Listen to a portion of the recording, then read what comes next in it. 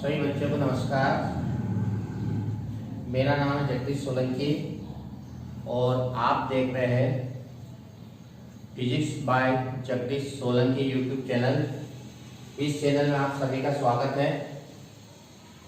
पिछले लेक्चर्स में हमने आवेश और उसके गुण के बारे में देखा था और आवेश का क्वांटीकरण सिद्धांत पढ़ा था हमने। आज हम कूलाम का नियम, उसका सदिश रूप वेक्टर फॉर्म देखेंगे और कूलाम के नियम की कुछ लिमिटेशन से सीमाएं हैं, ये आज हम पढ़ेंगे। तो पिछले लेक्चर्स में हमने देखा था कि यदि दो समान आवेश है, सजातीय आवेश है, मान लो कि ये दो सजातीय आवेश है, हमारे पास दो समान आवेश है, ये भी प्लस या माइनस माइनस दोनों हो सकते हैं, माइनस भी हो सकते हैं दोनों। तो ऐसी स्थिति में हमने देखा था कि इन दोनों आवेशों के बीच प्रतिकर्षण बल लगता है, रिपल फोर्स लगता है। जब दो सजातीय आवेश यदि होते हैं हमारे पास, समान आवेश सजातीय यदि आवेश है तो उनके बीच में प्रतिकर्षण बल लगता है, रिपल्सिव फोर्स लगता है यदि सेम चार्ज होगा तो।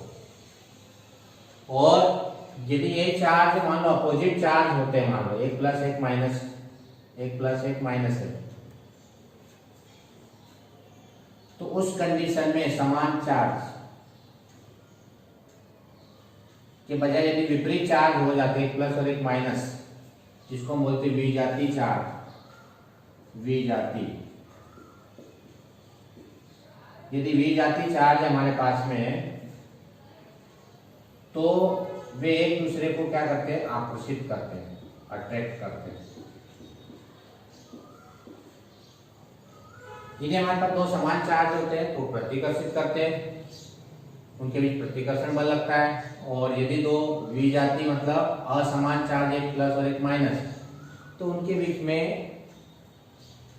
आकर्षण बल लगता है। ये हमने पिछले वीडियो में देखा था। अब उसी पर आधारित इस बल का मान कितना होगा, बल तो फोर्स से एक तो होता है, लेकिन इस बल का मान कितना होता है, ये सबसे पहले कूलाम ने ज्ञात किया था एक नियम के रूप में, और उस नियम को हम बोलते हैं कूलाम का नियम या कूलाम का विक्रम वर्ग का नियम भी कहते हैं इस नियम को। अब ये नियम क्या होता है उसके बारे में पढ़ेंगे कि मान लो हमारे पास दो चार्ज है, दो आवेश है, एक को हमने Q1 मान लिया है और एक Q2 मान लिया। ये दोनों आवेश सजातीय भी हो सकते हैं या विजातीय भी हो सकते हैं, दोनों प्रकार के आवेश हो सकते हैं। यदि सजातीय होगा तो उनके बीच प्रतिकर्षण बल लगेगा, विजातीय होगा तो उनके बीच आकर्षण बल लगेगा। अब कूलाम ने अपने नियम में कंडीशन डाल दी थी कि जो आवेश होते हैं ये आवेश स्थिर होना चाहिए, स्टेशनरी। दूसरा, ये आवेश बिंदु के आकार, पॉइंट चार्ज होना चाहिए। ये दो कंडीशन इसमें नियम में डाली हुई है कि आवेश कैसे होना चाहिए, स्थिर होना चाहिए और बिंदु के आकार का होना चाहिए। बिंदु के पॉइंट चार्ज या बिंदु का मतलब ये होता है उसका साइज बहुत कम होता है। इन दोनों आवेशों के बीच की दूरी की तुलना में यदि इस आवेश का साइज बहुत छोटा होता है तो उस चार्ज को कहा गया बिंदु आवेश, पॉइंट चार्ज। यदि उस चार्ज का साइज बहुत स्मॉल है, निग्लेजिबल है, तो उस कंडीशन में उस चार्ज को बोलते हैं पॉइंट चार्ज, बिंदु आवेश। तो चार्ज कैसा होना चाहिए, स्थिर होना चाहिए और बिंदु आवेश होना चाहिए। तो कूलाम के अनुसार यदि दो चार्ज है हमारे पास, स्थिर है और बिंदु आवेश है, तो उनके बीच में फोर्स लगेगा। वो फोर्स प्रतिकर्षित भी हो सकती है और आकर्षित भी हो सकती है। मान लो कि ये फोर्स लग रहा है, मान लो ये दोनों के बीच की डिस्टेंस हमने r मान ली है, दोनों के बीच की डिस्टेंस r मान ली। तो मान लो दोनों पॉजिटिव है तो ये एक दूसरे को रिपल करेंगे, इधर लगेंगे दोनों, एक दूसरे की विपरीत दिशा में फोर्स लगेंगे, दोनों यदि पॉजिटिव हुए तो। यदि मान लो एक पॉजिटिव निगेटिव है, मान लो एक पॉजिटिव और एक निगेटिव है, तो इस कंडीशन में जो फोर्स होगा वो दोनों जो है एक दूसरे को अट्रैक्ट करेंगे। ये इस पे फोर्स लगाएगा और ये इस पे फोर्स लगाएगा, Q1 Q2 मान लेते हैं चार्ज।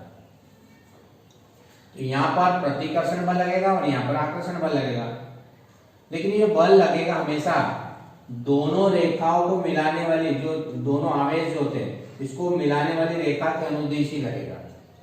यानी ये जो बल लगता है फोर्स, इस रेखा जो दोनों आवेश को मिला रहे उस रेखा के अनुदिश ही लगेगा, उसी डायरेक्शन में लगेगा। या तो दूर लगेगा या पास में लगेगा। दोनों स्थितियों में बल हमेशा दोनों आवेशों को मिलाने वाली जो रेखा होगी, डायरेक्ट जो लाइन होगी, उस लाइन के अलाउंग ही लगेगा। या तो फोर्स इधर लगेगा दोनों के बीच में, या फिर दोनों के बीच में फोर्स इस तरह से अट्रैक्टिव फोर्स होगा, तो दोनों के फोर्स एक दूसरे के पास में आने का प्रयास करेंगे, अट्रैक्टिव होगा। अब ये फोर्स कितना होता है ये हम ज्ञात करेंगे। तो कूलाम ने बताया कि मान लो कि दो स्थिर बिंदु आवेश है, तो उनके बीच प्रतिकर्षण भी हो सकता है और आकर्षण बल भी हो सकता है। तो कूलाम के नियम के अनुसार दो यदि हमारे पास पॉइंट चार्ज है स्टेशनरी, तो उनके बीच जो फोर्स लगता है आकर्षण या प्रतिकर्षण का बल, किन्हीं दो बिंदु स्थिर आवेशों के बीच लगने वाला आकर्षण या प्रतिकर्षण बल, ये F होता है। ये आकर्षण का भी हो सकता है और प्रतिकर्षण का भी हो सकता है। ये चार्ज पे डिपेंड करेगा कि कौन सा चार्ज हमने लिया है।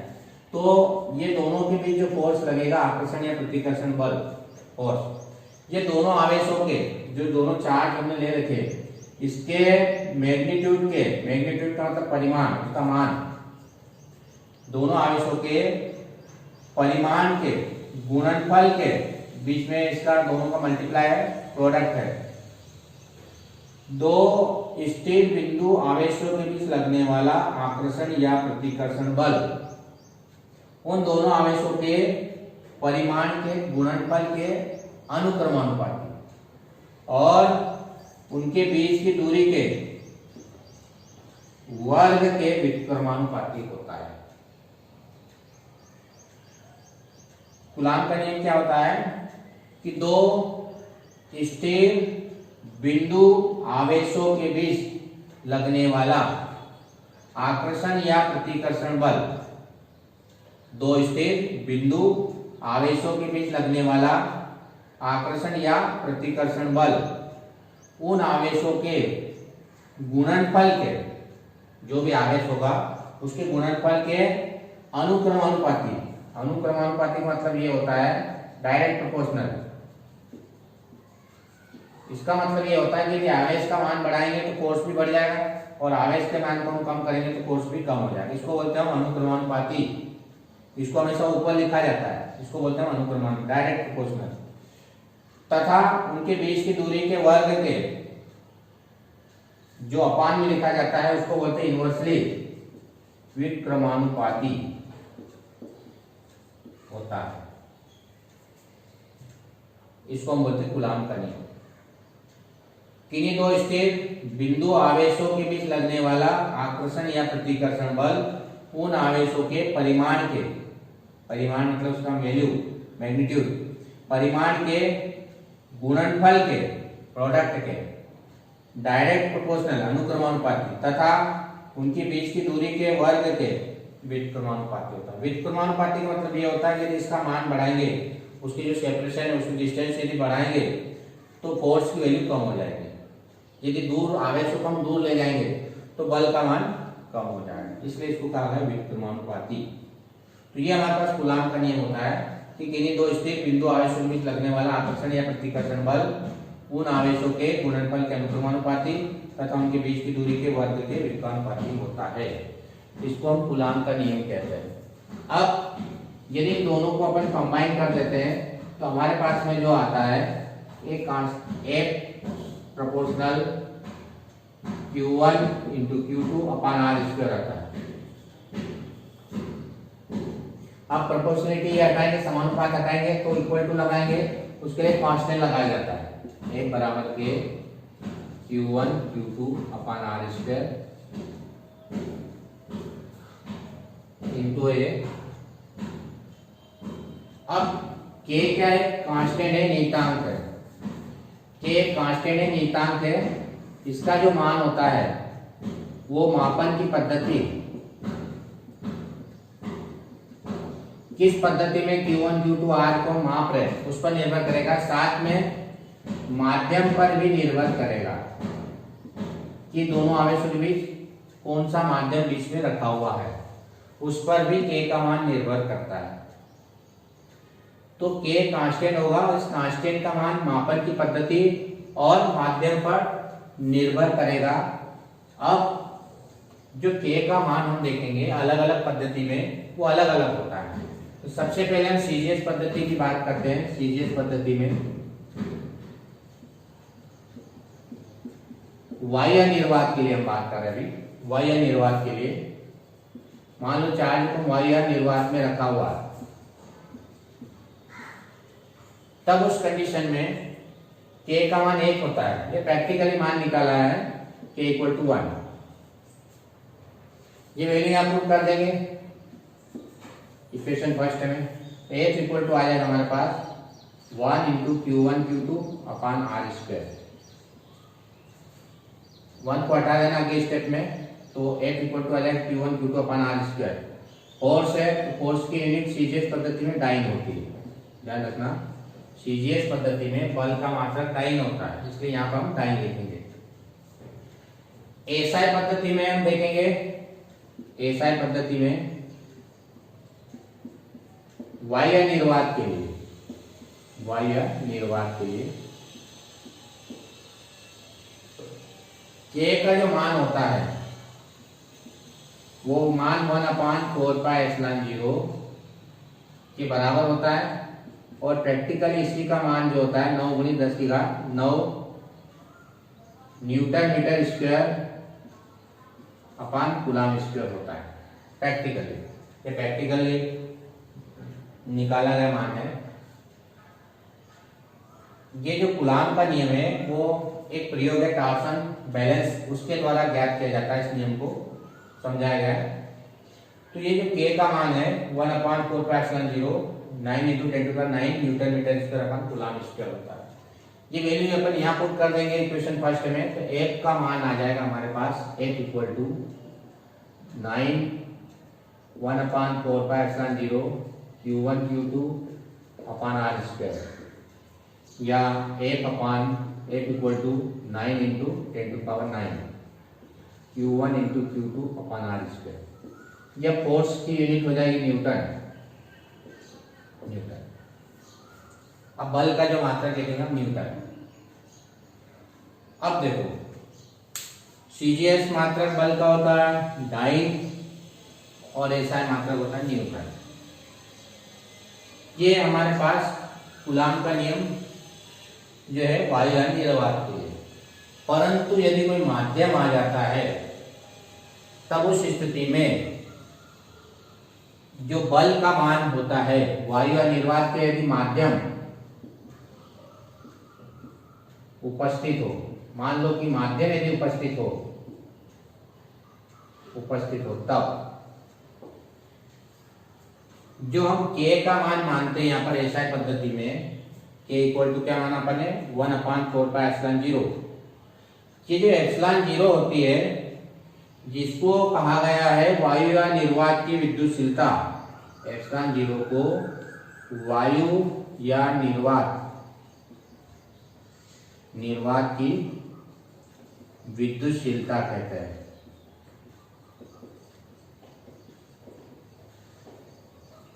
वायु निर्वात की विद्युतशीलता नाम दिया है। ये विद्युतशीलता क्या होती है नेक्स्ट लेक्चर में अपन देखेंगे। अभी मान के चलो कि इसको वायु निर्वात की विद्युतशीलता कहते हैं।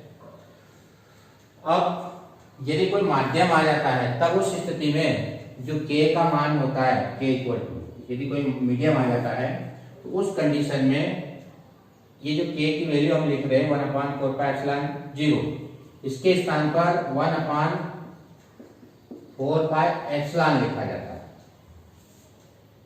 जहां एप्सिलॉन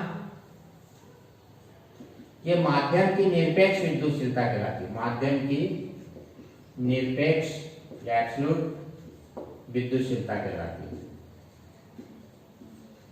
परमिटिविटी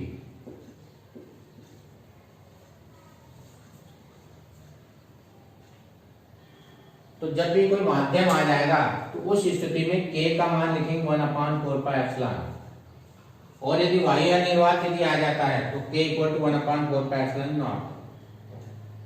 एप्सिलॉन नॉट को हम परमिटिविटी या विद्युतशीलता कहेंगे बाह्य निर्वात की, और एप्सिलॉन को माध्यम की निरपेक्ष विद्युतशीलता कहते हैं। ये दोनों चीजें ध्यान रखना। माध्यम हो तो फिर इस फार्मूले का उपयोग करेंगे, बाह्य निर्वात हो फिर ये फार्मूला का उपयोग करेंगे। अब जो है ये हमारे पास कूलाम का नियम है, इसकी सीजीएस मात्रक और एसआई मात्रक दोनों मालूम होना चाहिए अपने को। अब जो है हम इस कूलाम के नियम का हम सदिश रूप देखेंगे। मतलब यदि मान लो क्वेश्चन आता है कि उस कूलाम के नियम के सदिश के रूप में रिप्रेजेंट कीजिए, प्रदर्शित कीजिए वेक्टर फॉर्म में, तो किस प्रकार से हम इसको रिप्रेजेंट करते हैं। तो अब हम देखेंगे कूलाम का नियम का सदिश रूप वेक्टर फॉर्म। सही बच्चे उतार ले इसको, ये स्क्रीनशॉट ले ले, नोट करते जाएंगे सभी पॉज करके।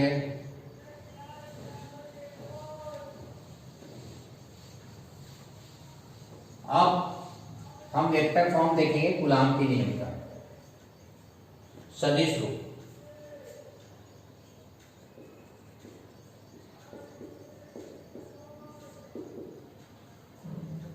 कूलाम का नियम होता है F = K Q1 Q2/R²। F = होता है Q1 Q2 K कांस्टेंट लगा देते Q1 Q2/R²। बल फोर्स एक वेक्टर क्वांटिटी होती है, ध्यान रखना है कि जो फोर्स होता है वो एक वेक्टर क्वांटिटी होती है। इस वेक्टर क्वांटिटी को यदि अपन वेक्टर के रूप में लिखे तो यहाँ पर एक एकांक सदिश का उपयोग किया जाता है। पिछले क्लास में हमने पढ़ा था कि जब भी किसी सदिश राशि को हम रिप्रेजेंट करते हैं वेक्टर क्वांटिटी को, तो उसके लिए अपने को क्या करना पड़ता है, एक यूनिट वेक्टर की जरूरत पड़ती है, एकांक सदिश की जरूरत पड़ती है।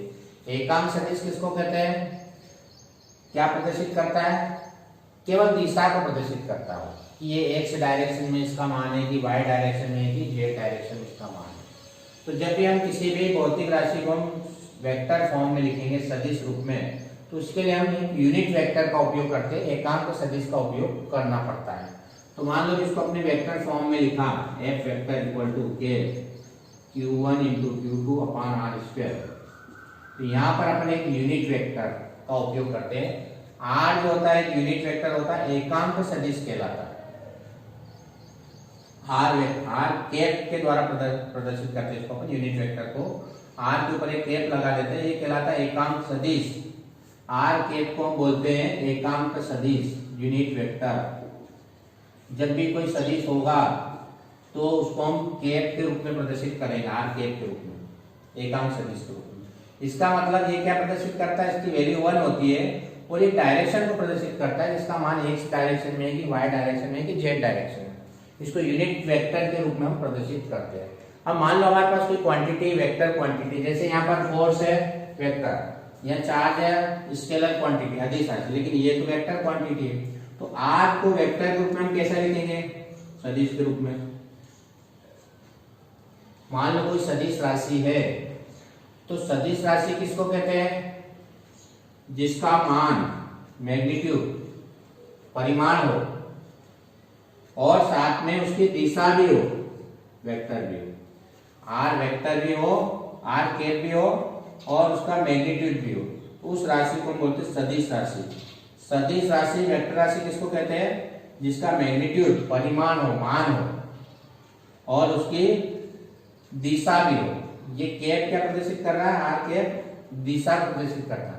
जैसे बल का मान x दिशा में हो सकता है, y दिशा में हो सकता है, z दिशा में हो सकता है। जैसे 5 न्यूटन बल, अब ये पता नहीं 5 न्यूटन बल कौन सी दिशा में लग रहा है, बताना पड़ेगा कि उत्तर दिशा में कि पश्चिम दिशा में कि दक्षिण दिशा में, ऊपर नीचे कहाँ पे लग रहा है, तो उसकी दिशा भी बताना पड़ेगा। तो ये कैप जो होती है ये दिशा को प्रदर्शित करती है, उसका मान जैसे 5 और न्यूटन उत्तर दिशा में लग रहा है, ऊपर लग रहा है, नीचे लग रहा है, तो ये उसकी दिशा को प्रदर्शित करती है। 5 तो उसका मैग्नीट्यूड हो गया, परिमाण हो गया, मान हो गया, और ये किस दिशा में लगता है वो प्रदर्शित करते हैं। तो यहां से हम R कैप का मान निकालेंगे, R कैप इक्वल हो जाएगा R वेक्टर/R। तो ये आर कैप का मान यहाँ रख देंगे इस इक्वेशन में। तो हमारे पास में एफ जो होगा, एफ को वेक्टर फॉर्म में इस प्रकार से लिख सकते हैं कि एफ वेक्टर इक्वल टू 1 या k Q1 Q2 upon r square. इस आर कैप की जगह हम लिखेंगे r vector upon r vector upon r, या इसको इस प्रकार से हम वेक्टर फॉर्म लिख सकते हैं कि Q1 Q2 अपान आर की पावर 3 हो जाएगी आर वेक्टर।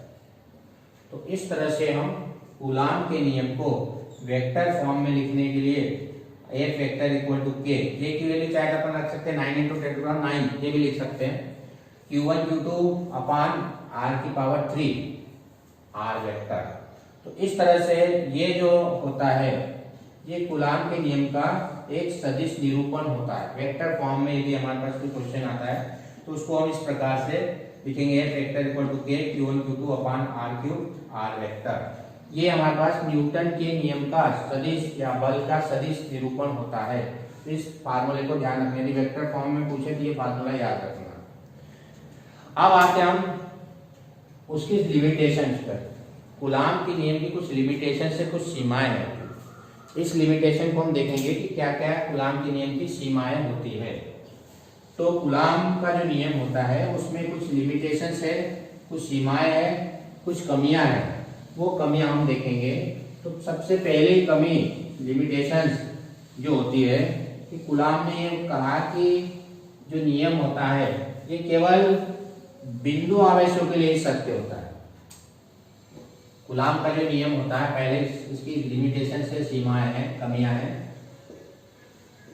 पहला जो नियम इसकी लिमिटेशन है कि ये नियम है किसके लिए लागू होगा,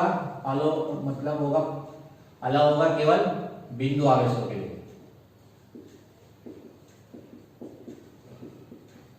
लिए सत्य होता है।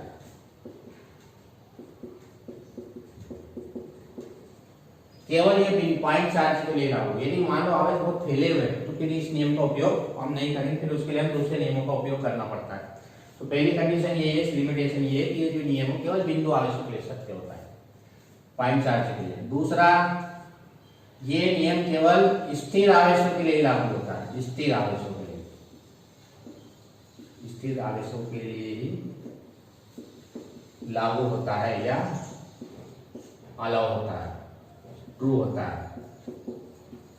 दूसरी कंडीशन, पहला पॉइंट चार्ज जैसे कि अपन ने उसके नियम में लिखा है, उसके लाभ के लिए में लिखा है कि बिंदु आवेश होना चाहिए और आवेश कैसे होना चाहिए, स्थिर, स्थिर होना चाहिए और बिंदु आवेश होना चाहिए।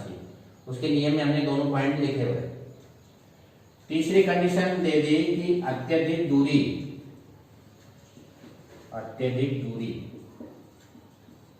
तथा अल्प दूरी।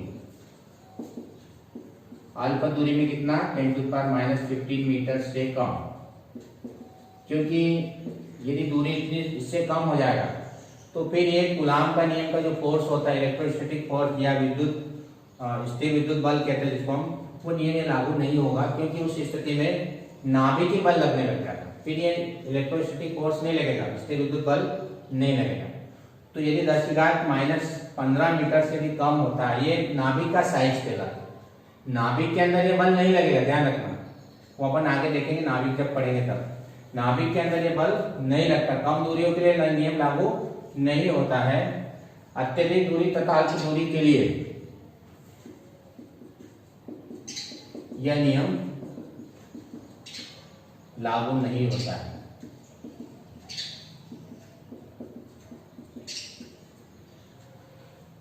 तो ये हमारे पास 3 लिमिटेशंस है कूलाम के नियम की।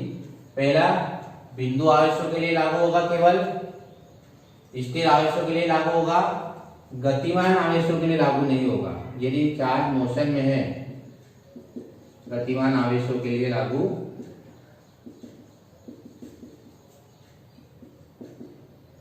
या फॉलो अलाउड नहीं होगा।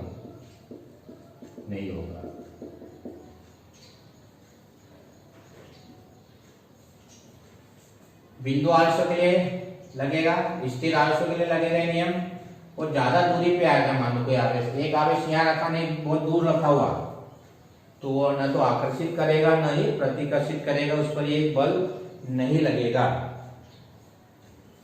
और यदि बहुत कम दूरी भी है, 10⁻⁻50 मीटर, तो भी ये बल लागू नहीं होगा, एक्टिव नहीं होगा, ये लगेगा नहीं। तो इस प्रकार से हमने देखा कि कूलाम का नियम, उसकी कुछ लिमिटेशंस है, कुछ उसकी सीमाएं हैं। अब व्यवहार में हम जो ह्यूमन बॉडी होती है उसमें भी बहुत सारे एटम्स होते हैं, क्योंकि पूरी बॉडी किससे मिलकर बनती है, एटम से मिलकर बनती है। और हमारी बॉडी में भी बहुत सारे चार्ज होते हैं, ये हमने जाना, क्योंकि बॉडी में मॉलिक्यूल्स भी है, वाटर मॉलिक्यूल्स है और दूसरे मॉलिक्यूल्स भी है, कैल्शियम भी है, आयरन भी, बहुत सारे मॉलिक्यूल्स और एटम है। तो डेली लाइफ में भी हमारे पास में जो होता है, इसमें कुछ चार्ज तो होता ही है, लेकिन जो प्रकृति होती है वो पूरा बैलेंस करके रखती है। और फिजिक्स मतलब नेचर, जो घटनाएं हमारे पास नेचर में जो घटित हो रही है वही अपने को फिजिक्स में को पढ़ने को मिल रही है। तो व्यवहार में हम भी एक दूसरे को आकर्षित या प्रतिकर्षित करते चार्ज के कारण से। तो ये हमारे पास में जो बैलेंस होता है प्रकृति ने पूरा बैलेंस कर रखा है। तो इस प्रकार से आज हमने देखा कि कूलाम का नियम का सदिश रूप क्या होता है, उसकी लिमिटेशंस क्या होती है और कूलाम का नियम क्या होता है। अब अगले लेक्चर में हम देखेंगे कि जो स्थिर विद्युत बल है, कूलाम का नियम और गुरुत्वाकर्षण बल, इन दोनों की तुलना कंपेयर करेंगे कि दोनों में कौन स्ट्रांग है, कौन वीक है। तो नेक्स्ट वीडियो में हम मिलते हैं कि स्थिर विद्युत बल और गुरुत्वाकर्षण बल दोनों का हम कंपैरिजन करेंगे। ये वीडियो यदि पसंद आया तो अपने दोस्तों के साथ शेयर करें, ताकि अधिक से अधिक दोस्तों को इसका लाभ हो। धन्यवाद सभी को। जय हिंद, जय भारत, वंदे मातरम।